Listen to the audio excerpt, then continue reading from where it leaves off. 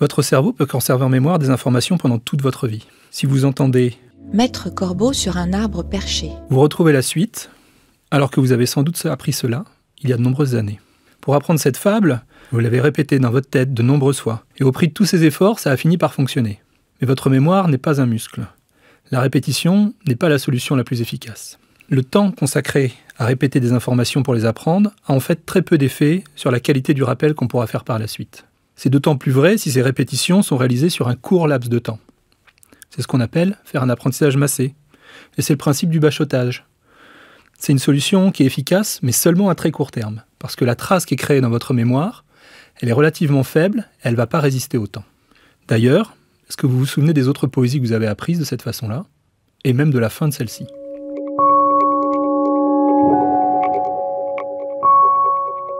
Votre cerveau, comment fonctionne votre mémoire? Par Michael Lenné.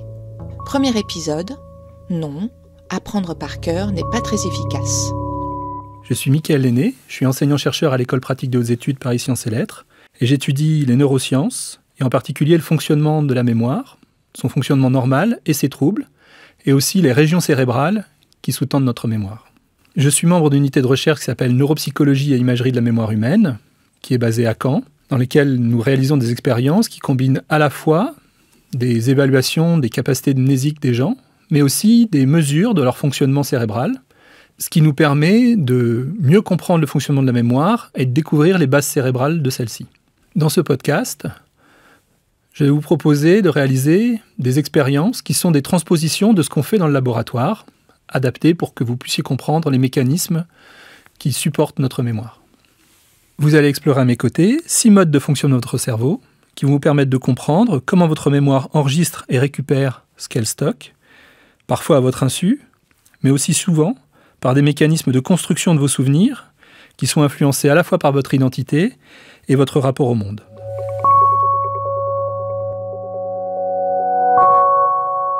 Votre mémoire fonctionne beaucoup mieux quand vous faites des associations que quand vous répétez simplement l'information. Vous allez voir qu'on peut apprendre en une seule fois une liste de mots qui n'ont rien à voir les uns avec les autres. Alors je vous demande de ne pas les écrire, vous allez les entendre. Avant de les entendre, je vous donne une petite stratégie. Après chaque mot, imaginez ce qu'il représente et imaginez-le à un emplacement particulier de votre maison ou de votre appartement. Et prononcez simplement ce que vous avez imaginé. Par exemple, pour apprendre le mot violon, j'imagine un violon dans ma baignoire et je dis un violon dans la baignoire. Pour le mot suivant, imaginez un autre emplacement et utilisez la même stratégie. Et ainsi de suite. Écoutez la liste. Arrosoir. Tortue. Canoë.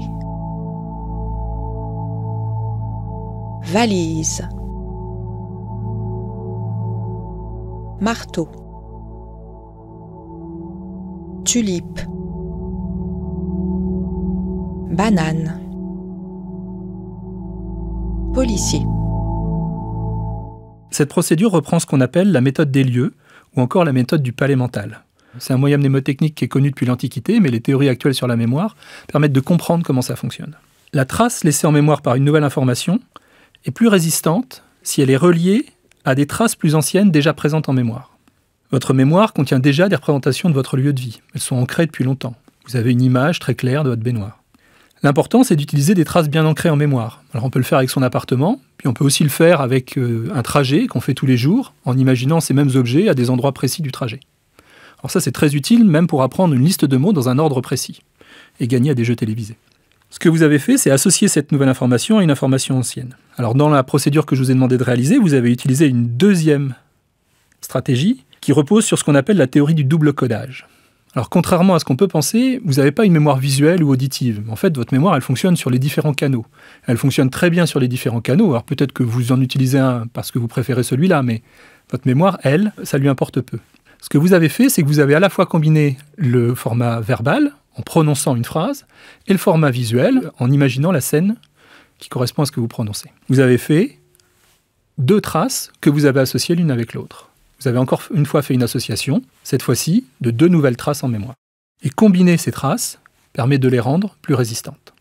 Ce fonctionnement par association de votre mémoire fonctionne aussi si vous combinez des éléments que vous voulez apprendre en même temps. Par exemple, si vous arrivez à organiser la liste de mots que vous voulez apprendre. Dans le cas présent, ce n'était pas possible parce que les mots n'avaient rien à voir avec les autres. Dans une expérience réalisée en laboratoire, si on présente à des gens une liste de 100 mots, qui vont être constitués de 25 mots appartenant à 4 catégories, des professions, des animaux, des légumes et des prénoms par exemple, et qu'on présente ces mots dans un ordre aléatoire, sans rien dire de particulier aux gens, ce qui va se produire, c'est que quand ils vont restituer les mots, ils vont restituer la liste en organisant des regroupements qui correspondent à ces catégories. Ils vont spontanément redonner d'abord une partie des professions, puis une partie des légumes, peut-être encore une partie des professions.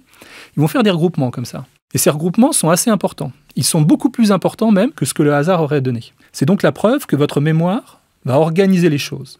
Alors autant l'aider en organisant directement les choses quand vous les apprenez. Si vous devez apprendre une liste de courses, qui peut être organisée par exemple, apprenez d'abord ce que vous devez acheter dans le rayon des légumes, puis dans le rayon des fruits et dans le rayon de l'épicerie.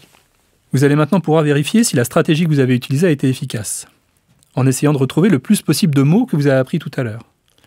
Pour cela, je vous donne un dernier truc. Revisitez mentalement les lieux que vous avez utilisés pour vous donner un indice pour récupérer les informations. Vous allez maintenant réécouter la liste pour vérifier votre mémoire. Arrosoir, tortue, canoë, valise, marteau, tulipe, banane, policier. Dans cet épisode, vous avez compris que il n'est pas utile de répéter plusieurs fois l'information de façon identique. C'est même assez difficile de réussir à enregistrer correctement en mémoire des informations comme ça. On peut apprendre en une seule fois, à condition d'utiliser de bonnes stratégies. Dans le prochain épisode, vous allez découvrir que ces stratégies sont encore plus efficaces quand on fait appel au fond plutôt qu'à la forme, et qu'elles sont même encore plus efficaces si vous faites référence à vous.